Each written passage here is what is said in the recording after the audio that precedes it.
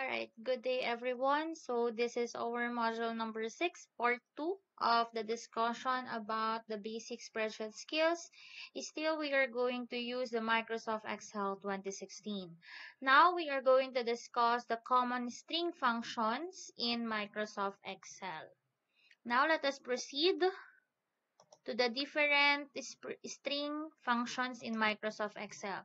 So what do we mean first by string? Pag sinabi nating string, we are pertaining to an alphabet, a character. Okay? So yun yung ibig sabihin ng string. It is composed of letters and numbers. Okay. So the first string functions or the text function is what we call left.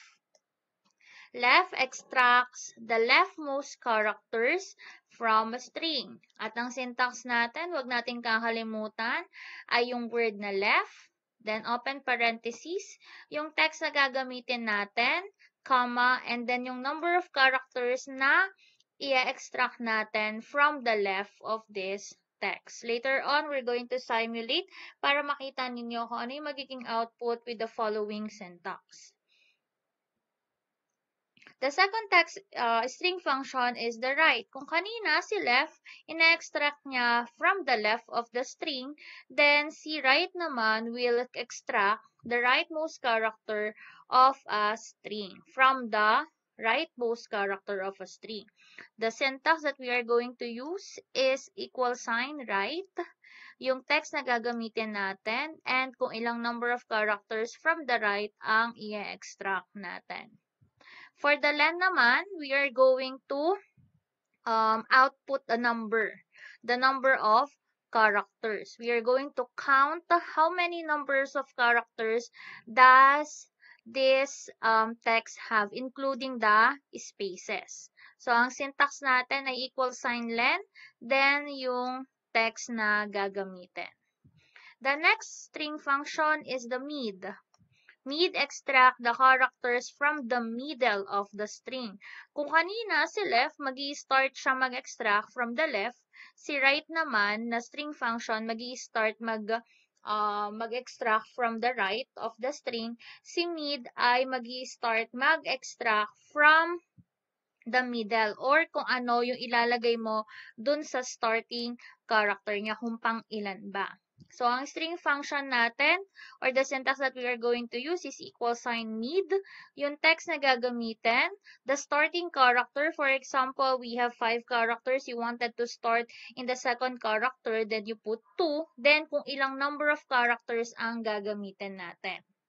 For the find, we're going to look for the position of a certain character in a string. Kung ano yung una niyang makita na character, dun sa hinahanap mo, sasabihin niya kung pang ilan yun. Okay? Tandaan, sa find, ang sasabihin niya sa'yo ay kung pang ilan yung character na hinahanap mo. So, the syntax that we are going to use is equal sign find.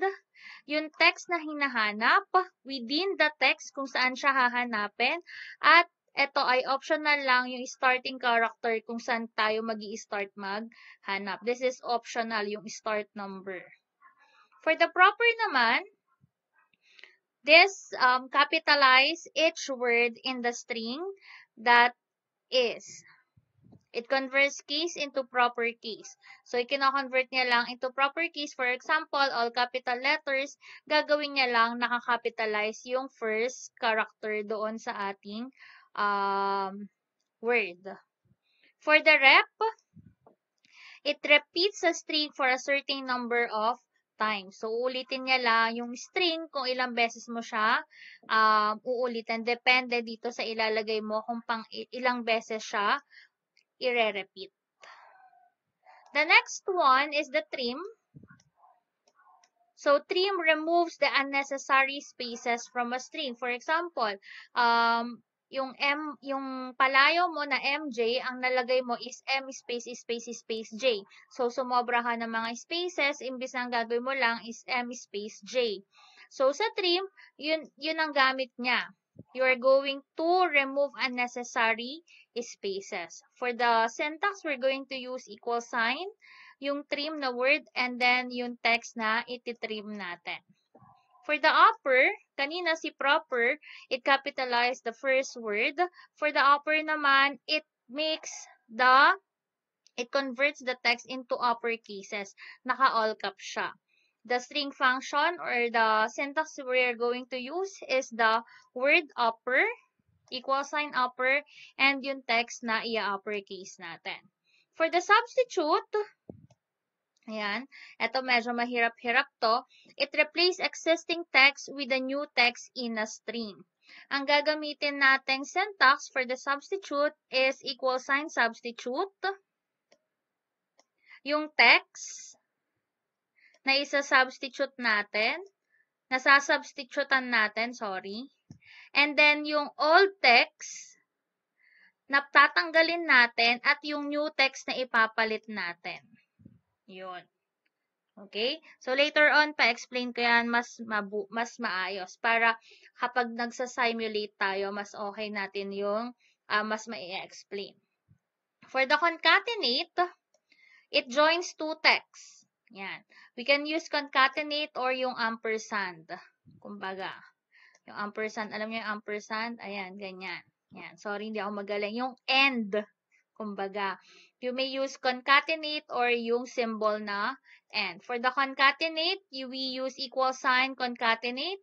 Yung text na gusto nating i-combine. Yan. So, that is concatenate. Then, the last part is yung lower. Kanina meron tayong upper. So, si lower, it converts all the letters to lowercase. The syntax that we're going to use is lower, equal sign lower, then yung text na papalitan natin. For the replace, halos kaparehas siya ni substitute. Replace replaces a sequence of characters in a string with another set of characters. Kanina, si substitute, ang hinahanap natin is yung word. But for the replace, ang hahanapin natin is yung starting character at kung ilang number of characters ang tatanggalin natin from that starting number. And then yung new text na ipapalit natin. So, do not forget, for the replace, we uses the old text, starting number, number of characters, and new text. Pagka replace naman, we uses the word. Yung hahanapin nating word, yung word na ipapalit natin at yung word na papalitan natin at yung word na ipapalit natin. Ganon si substitute. Okay? So, for you to understand more, let us simulate. Sorry, medyo ako nagmamadali kasi free lang yung aking screen recording. Yan. I-post nyo na lang if medyo mabilis or repeat it na lang if ever na medyo mabilis. Okay? Okay, so let us now simulate. Ayan, so I have here the list of the names and the nicknames. Excuse. So let us start with the first distinct function, which is the left. So let us have a recap for the syntax. The syntax of the left function is equal sign left, then yung text, and then kung ilang number of characters ang i-extract natin. Remember, sa left, it extracts the leftmost part of your text. Okay, so equal sign tayo. Then, for example, ang text muna natin na gagamitin is a character. So, if a character or it is a string, then you put double quote. For example, gamitin natin si word na Diyosa. Yan. So, yan yung word natin. Oh, sorry. We use the word left first. Yan. Then, yung word natin is si Diyosa. Yan. Now, inopen ko siya or nilagay ko siya sa double quote because it is a text. It is a string. Okay? Comma, kung ilang yung number of characters na kukunin natin from the left. So, for example, we wanted to get the DIY. So, from the left, kukuha tayo ng 3 characters. And that will give us DIY. Okay? Ulitin natin, ha? Bakit siya naging DIY? Kasi from the left of the character and our character is Diyosa, kukuha daw tayo ng 3. Expand ko lang muna tong aking sorry. Kukuha daw tayo ng 3. Okay? Para mas kita ninyo. Yan. So, kukuha daw tayo from the left ng tatlo. So, from the left, that is D, 1, 2i, and then 3y. That's why DIY ang ating output. If we are going to use naman our cell, this is cell A3. Bakit siya naging cell A3?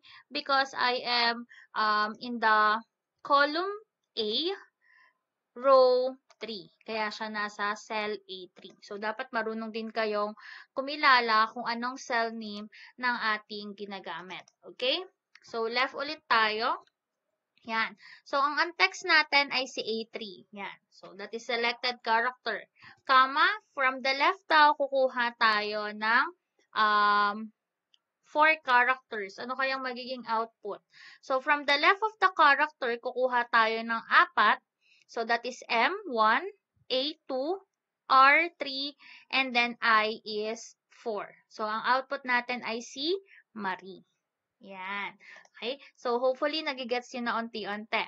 Okay? So, for that is for the left. So, let's do the another one tayo. Let's do Jose naman. Yan. Left. So, kuha tayo ng 6. So, left, we are going to use A5. That is Jose Antonio J. Mendoza. Kuha ako ng 6 characters. Ilan kaya? Ano kayang magiging output? Okay. So, let's find out. So, from Jose, bibilang tayo ng 6. 1, 2, 3, 4, including the space. 5, and then 6. Pang 6 si letter A. So, definitely, ang output niya is si Jose space A. And kapag in-enter natin yan, ayan ang ating magiging output. Ma'am, bakit Jose A? Bakit hindi Jose An? Ba't hindi kasama si A-N sa Antonio? Because the spaces is included in the number of characters, which is 6. Okay? Ulitin natin ha kung paano naging Jose A, space A. Ang ating character ay si A5, which is Jose Antonio J. Mendoza. Then, ang kukunin natin character from the left of Jose Antonio J. Mendoza ay 6. So, magbibilang tayo ng 6 na character. From this one, we have 1, 2, 3, 4, 5, and then 6. That makes it Jose A. Gets? Hopefully, nag-gets ha. Kapag may question, kapag may klase tayo bukas, then we can raise some questions tomorrow. Now, let's proceed. Sa right naman tayo. So, let's use Mary Elizabeth May Bautista. So, kung si left, mag-i-start siya from the left. Si right naman, magsisimula siya sa kanan ng character. Equal sign, right, tayo. Then, kung ano yung text na gagamitin natin, for example, we're going to use si A2, which is si Mary Elizabeth May Bautista. From the right, kukuha ako ng 5. Yan. Ano kaya ang output natin? So, from the right of our characters, this is the right of the characters, which is letter A, kukuha daw tayo ng 5. So, 1, 2, 3, 4, 5. That makes it Tista. Yan. So, ganun lang, di ba? Ang dali. Siyempre, isa-isa pa lang kaya madali. Yan. Okay, ulitin natin. Bakit siya naging Tista lang? From the right of the character, this is the right of the character, kukuha daw tayo ng 5. So, 1, 2, 3, 4, and then 5. That makes it this output. Okay? Now, let's proceed to the second one. Right. Alright. So, let's use this. Kuha ako ng 8. Ano kayang output? So, from the right of the character, bibilang kayo ng 8 including spaces. Remember that. Spaces is part of the character. So, 1, 2, 3, 4, 5, 6, yung space, 7, 8. So, that makes it L space mundo. Yan.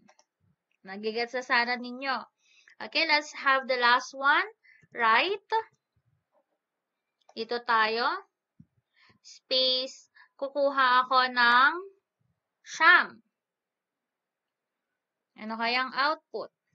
That will give us De La Cruz. Why? Bakit De La Cruz? Kukuha tayo from the right ng 9. 1, 2, 3, 4, including the spaces, 5, 6, 7, 8, 9. That makes us De La Cruz ang output. Okay? So, hopefully, nakakasunod ha.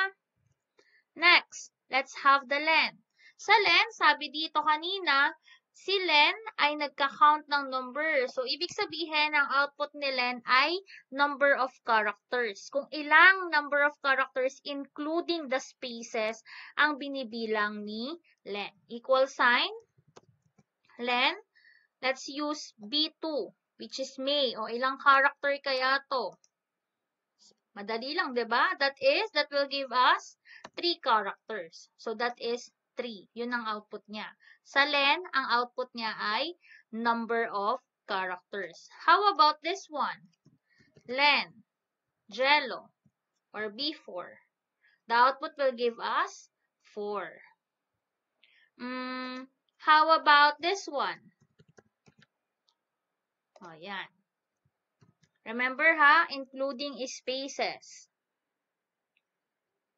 Okay. So, the output will give us 24. Bakit 24? O, bilangin natin kung ilang character. 1, 2, 3, 4, 5 yung space, 6, 7, 8, 9, 10, 11, 12, 13 yung space, 14, 15, 16, 17 space, 18, 19, 20, 21, 22, 23, and 24. That's why they give us a 24 number of characters. That is for the Len.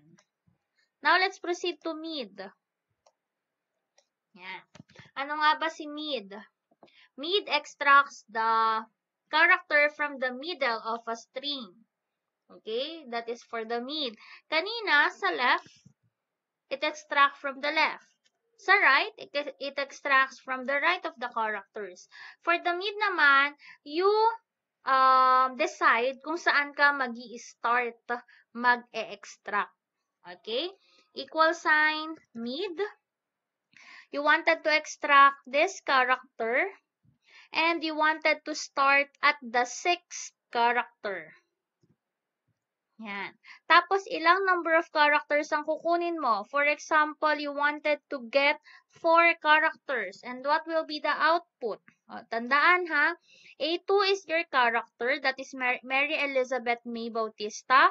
Starting character mo daw ay sa 6 character. So, bibilang ka from the left ng 6 character. Doon ka mag-i-start. 1, 2, 3, 4, 5, kasama yung spaces, and then 6. The 6th character is letter E. From letter E daw, bibilang ka ng 4. So, 1, 2, 3, 4. That's why our output will be Elise. Ulitin natin ha. Bakit siya naging Elise? Ito yung ating function. Okay? So, bakit siya naging Elise? Ulitin natin. Ang mid natin ay si A2. Okay, so this is A2, right? And then, we're going to start with the 6th character, kukuha tayo ng 4 na character.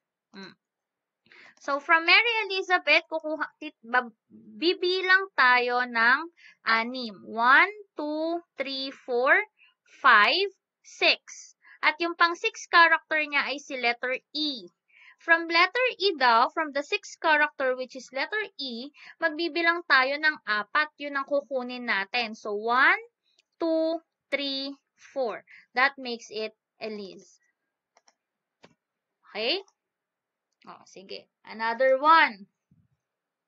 Let's have this one. Equal sign. Mid. Let's use si A3. Let's start with the character number 8. Kuha tayo ng 5. Ano kayang output? Oh, wait lang. Mamaya natin bigay yung output. Ito muna yung ating syntax. Mid, A3. So, this is our A3. Character 8. Bilang tayo. start daw tayo sa 8 character, including spaces ulit. 1, 2, 3, 4, 5, 6, 7, 8.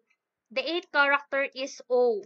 Doon tayo mag-i-start. From O daw, kukuha tayo ng 5 characters. So, 1, 2, 3, 4, 5. So, we are going to get OSEF. Let's see kung tama tayo. Yan. So, we are going to use OSEF. The output is OSEF. Nagagets? Hopefully, nagagets kasi wala akong nakakausap dito. Okay, next. Last one. Mid. Or equal sign, mid. We're going to use Angelo de la Cruz. Start tayo sa third character. Kuha tayo ng 7 characters. Ulitin natin ha, sa mid natin. This is our text. Yung starting number ng starting character natin, and then kung ilang characters ang kukunin natin. Let's see. Before natin ipakita yung output, let's simulate. So, we're going to use the A4. This is A4. Then, third character daw from the left. 1, 2, 3. So, the third character is letter G. That is our starting character, letter G. Then, from the starting character, we're going to count 7 characters. 1, 2, 3, 4, 5, 6, 7. So, the output will be Jello space de. Let's see if it is correct. Ayan. So, tama tayo. That is Jello space de. Nag-get sana. Okay, another last one. Mid. Let's use Jose Antonio space. We're going to start with 8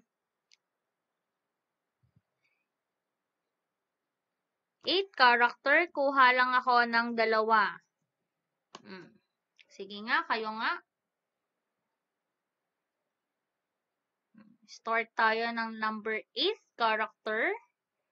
Kasama yung spaces, do not forget. And then, kukuha kayo ng 2 character, including the 8th character. And that will give us to. Bakit siya to? Sabi doon, start tayo sa 8 character, kuha tayo ng 2. 1, 2, 3, 4, 5, 6, 7, 8. So, the 8 character is T. Kuha tayo ng 2 from T. So, 1, 2. And that will give us TO or to. Yan. So, that is for the mid. Hopefully, nagigets ninyo. Anyways, magkikita pa naman tayo bukas. Before tayo magkaroon ng quiz. Let's go to find. So, si find, ulitin natin na ito ay naglalabas ng position of a certain character in a string. Yan. So, ang ating syntax ay ang mga sumusunod. Ang output ni find ay kung pang ilang character. So, ang output niya ay number or integer, excuse. Equal sign, find. Find, ano daw yung text na hahanapin natin? So, for example, I am looking for text na letter A, comma, within anong text? Dito kay Mary Elizabeth. So, pang ilan character daw si letter A? Yan. O, tandaan nyo, madaming letter A dyan. So, ano kaya yung magiging output natin sa find? So, kung ano yung una niyang makita na letter A, yun yung i-output niyang pang ilang character. And that will give us 2. Kasi si letter A, na unang-una ay makikita on the second character. Okay? Bakit siya nasa loob ng double quote? Kasi ito ay string, alphabet. Okay? Yan. Another one. Find. Ang hahanapin ko naman ay si letter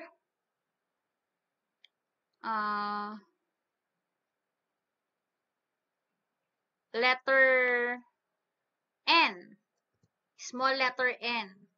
Saan natin siya hahanapin? Dito. Ano kayang magiging output? Pang ilan kaya? The output will give us an error. Bakit siya error? Kasi wala siyang nahanap na small letter n.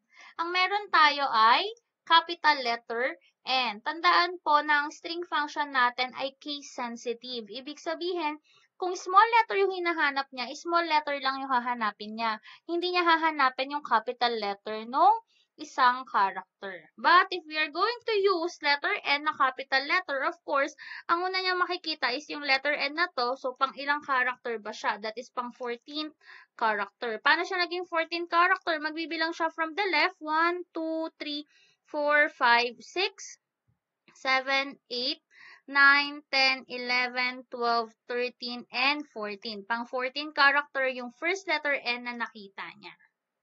Ganon. Okay? Next. Find. Sorry.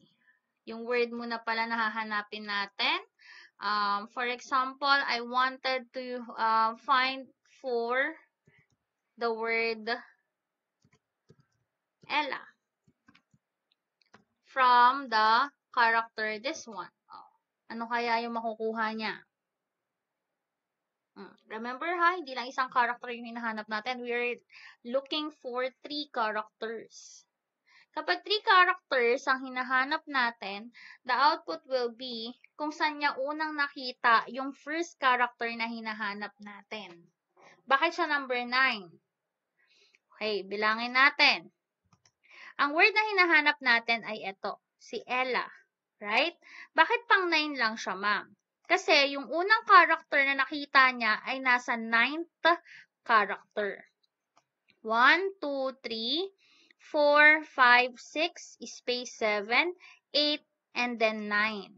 Yung letter E, dun sa Ella ay nasa 9th place or 9th character. That's why ang output niya ay C9.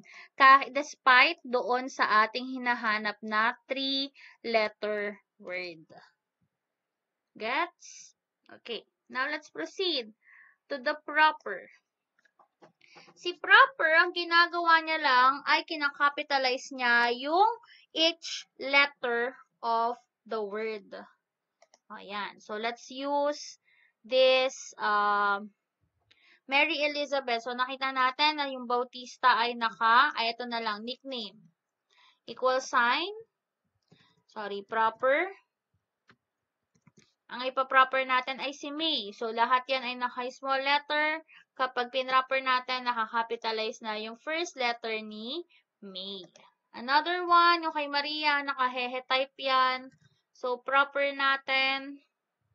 Yan. Nakita nyo naman, naka-hehe type, hehemon yung typing niya. Kapag nag-proper tayo, that will give us, ayan, naka-proper na yung kanyang text. Nakakapitalize yung first letter of each word. Ganun din, for example, kay Angelo de la Cruz, naka-small letter yan. Pag pinrapper natin, nakakapitalize na yung each letter of the word ni Angelo de la Cruz. So, that is the function of proper. Then, rep. Rep repeats a string for a certain number of times. For the rep, equal sign, rep. Yan. For example, May. Yan. Ilang beses mo siyang gustong ulitin?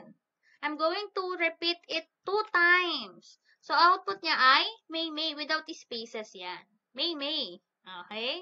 Ganun din. For example, we wanted to repeat Jello. Repeat.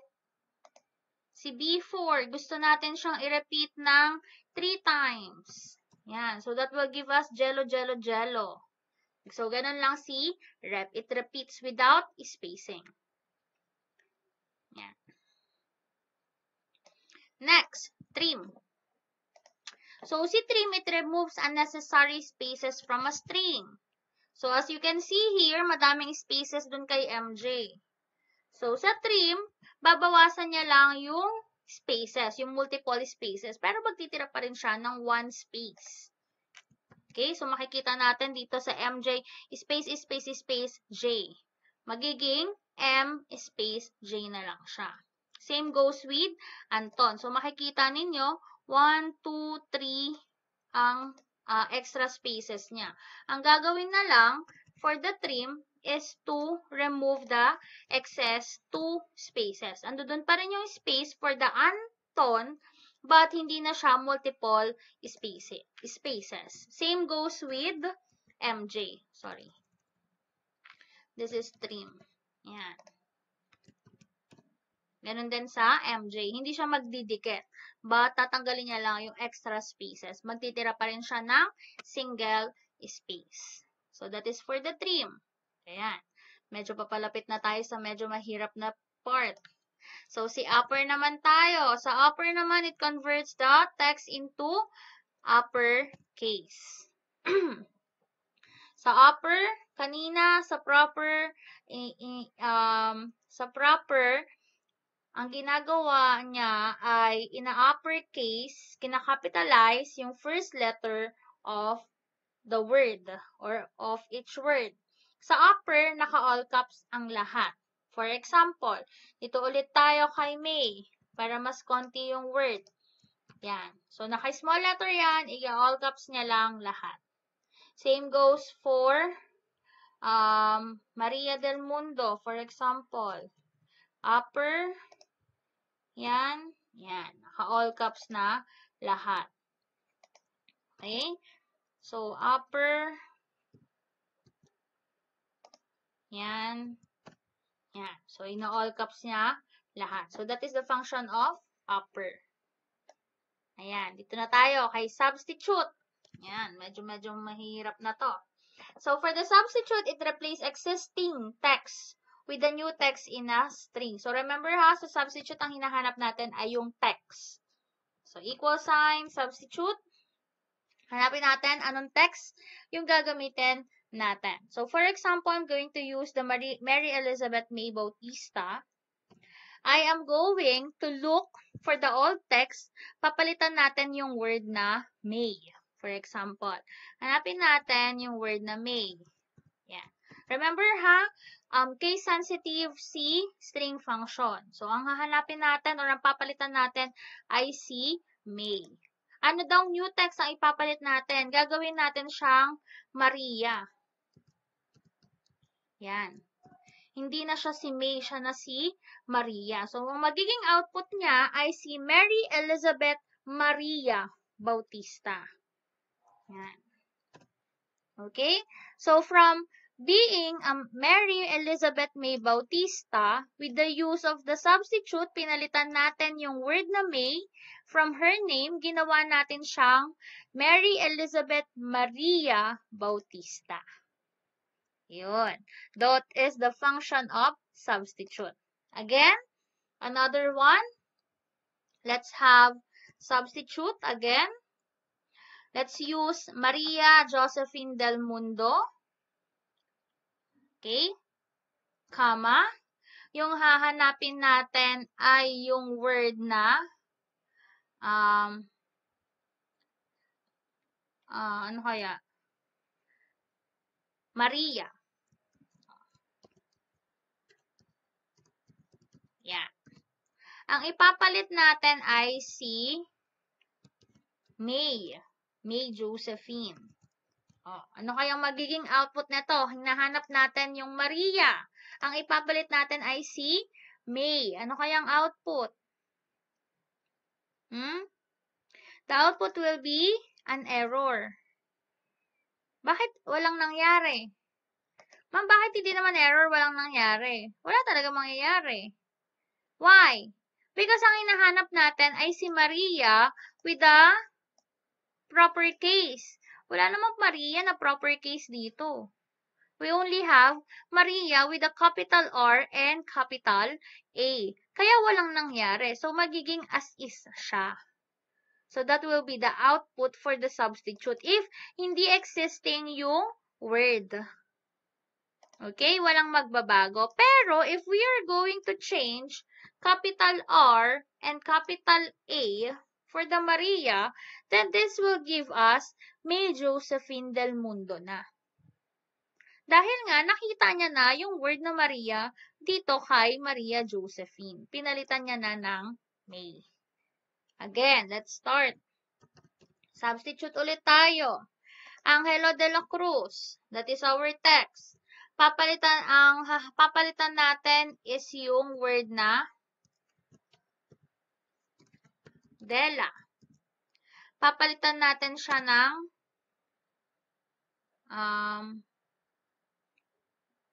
San. Sorry, double quote. San. Yan. Ano kayo magiging output? Of course, wala pa ring magbabago. Why? Because ang hinahanap natin ay naka-all caps. Wala namang all caps na Dela dyan eh. We only have a small capital letter. That's why walang magbabago. But if we are going still to change double quote Dela na small letter, papalitan natin ng all caps na San, then that will give us Angelo San Cruz. Yan. Hopefully nakakasunod, ha? Next, we have substitute ulit. Ito. Palitan natin yung word na J. Gawin natin siyang wala. No characters. Yan. Wala tayong papalit. I-delete lang natin yung word na J. Okay? So, this will give us Jose Antonio, space, Mendoza. Bakit nag-space? Kasi, di ba, kapag tinanggal natin si J, magkakaroon siya ng space dito at saka space dyan. Okay? So, paano matatanggal yung space dito, space dyan? Yung J na space dito, pwede nating ilagay para mabura din siya kasama dito sa character natin. Yan. Kaya nagkaroon na ng single spaces. You see? Yan. O, last one. Ay, sorry. Equal sign, substitute. Isa-substitute natin ay this one. Palitan natin si RE. Ang ipapalit natin ay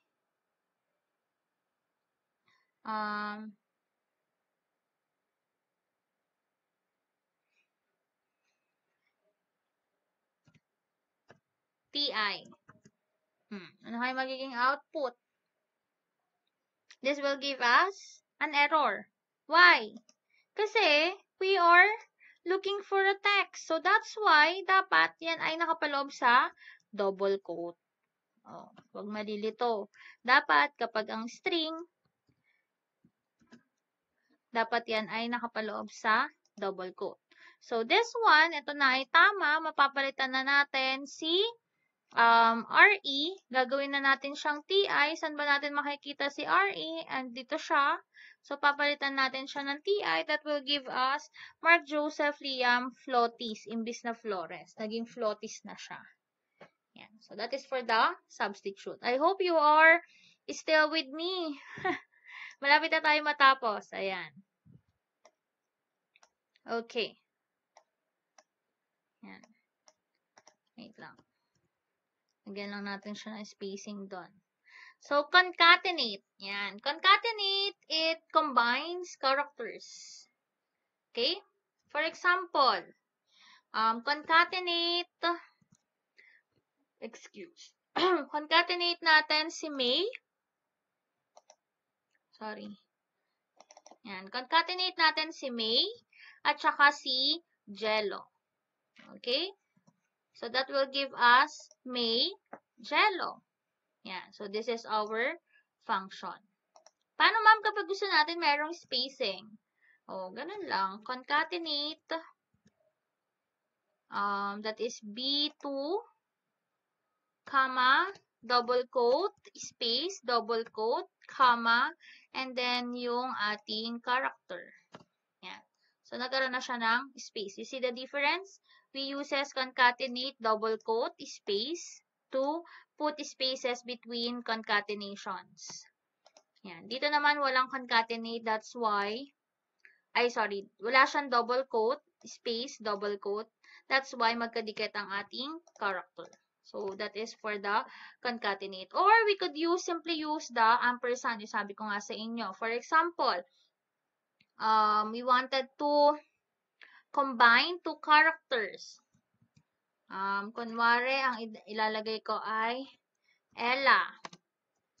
Yan. Space. Concatenate natin with the use of the ampersand. Yan, ampersand yan. Gusto natin Diyosa. Yan. So, this will give us Ella, walang space, Diyosa. Paano kapag gusto natin ng may space? Ganun ulit. Double quote, Ella. Pwede mo nang lagyan. Ay, sorry. Pwede mo nang lagyan.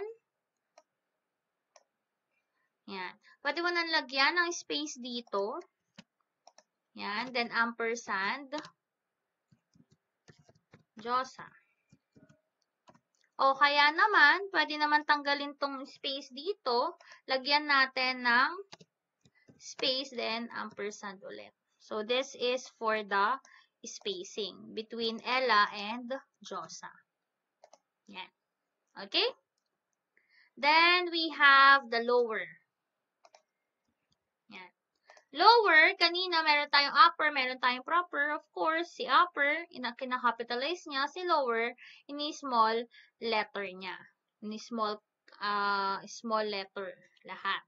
So, for example, we have Maria del Mundo. Lower tayo, naka-lowercase lahat si Maria del Mundo. Ganun lang. For Jello naman, lowercase. Ilo-lowercase niya lang si Jello. Ganon si lower. And lastly, we have replace. For the replace, it is almost the same as substitute. Yun nga lang, sa replace, ginagamitan natin siya ng number. So, starting number and yung number of characters na tatanggalin natin and yung new text na ipapalit natin. That is for the replace. So, equal sign, replace. Ayan, yung text na gagamitin natin. So, for example, we're going to use the word, ayan, si Mary Elizabeth May Bautista. Then, yung starting number natin, we're going to start with the character, fourth character. Ilang number of characters ang kukunin natin? Kukuha ako ng isa lang. Then, papalitan ko siya ng anong character? Papalitan ko siya ng IE. Yan. So, ano mangyayari? I-replace daw natin yung character ni Mary Elizabeth May Bautista. Starting character natin ay si fourth character, that is letter Y. Kuhain natin yung one character lang, so that is Y alone. At ang papalit natin kay Y ay IE. And that will give us Mary Elizabeth May Bautista. Ulitin natin ha. Paano naging Mary Elizabeth Bautista? So, sabi dito, ang ating character ay si A2. This is A2. Ang starting character natin ay si fourth. Fourth character. From the left pa rin yan. 1, 2, 3, 4. The fourth character is si Y. Ang kukunin natin or ang tatanggalin natin ay isang character lang. So, that is definitely letter Y. Papalitan daw natin si Y ng IE, then that will give us Mary. Papalitan natin siya ng Marie. Gets? Hopefully. Next, we have, replace pa din. Let's replace Maria Josephine Del Mundo. Ang starting character natin ay,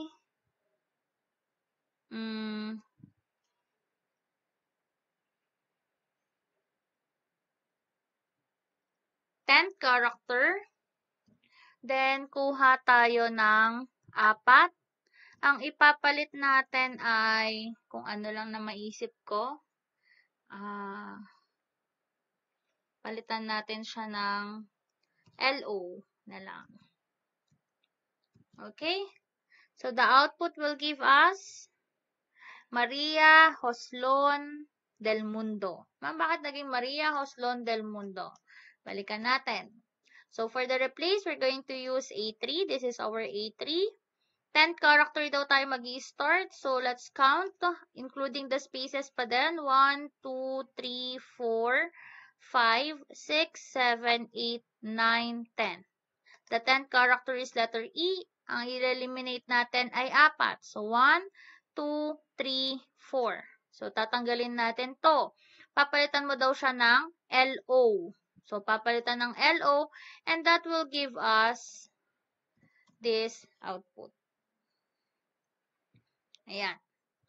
And then, let's have the last one. Replace. Hopefully, naiintindihan, guys. Anyways, pag magkita tayo tomorrow, then definitely we're going to have a recap on this topic before we have our quiz. Yes, may quiz tayo. So, this is our character. The starting character is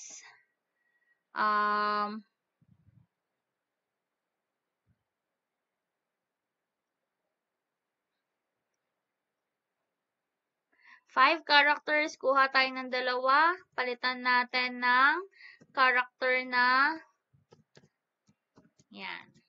And that will give us Angera. Angera na lang. Bakit Angera? O, balikan natin, bakit Angera? Replace the character A4. This is our A4. Fifth character daw tayo mag-i-start. So, 1, 2, 3, 4, 5. The fifth character is letter L. Then, from L, bilang tayo ng dalawang characters. Ito yun, yung dalawang characters natin. Yan. So, from L, 1, 2. Palitan daw natin ng Ra. So, that will give us Angera. Yan. Angera de la Cruz. De la Cruz. Ayan. So, that's it, people. I hope pinanood nyo ng buo kasi sayang naman yung pagdi-discuss ko. Medyo mahirap siyang i-discuss, actually. But, I hope na naintindihan at napalalim natin ang inyong pag-unawa dito sa ating mga string functions. Again, the different string functions that we have discussed are the left, right, len, mid, find, proper, rep, trim, upper, substitute, concatenate, lower, replace. Yeah. So, those are the common string functions that we are going to use, especially sa exam at saka sa quiz and syempre sa summative test natin. So, do not forget the following data that you have installed in your mind. Kasi balang araw, for example, you wanted to be they call this, a programmer. Pwede nyo magamit to, especially if you're going to do the database management system. Hindi nyo na kailangan i-retype, diba? So, that is the function of string functions. And that's all. So, do not forget, we're going to meet tomorrow, I guess. And then, after that, na magkita tayo, we're going to have a recap on this part.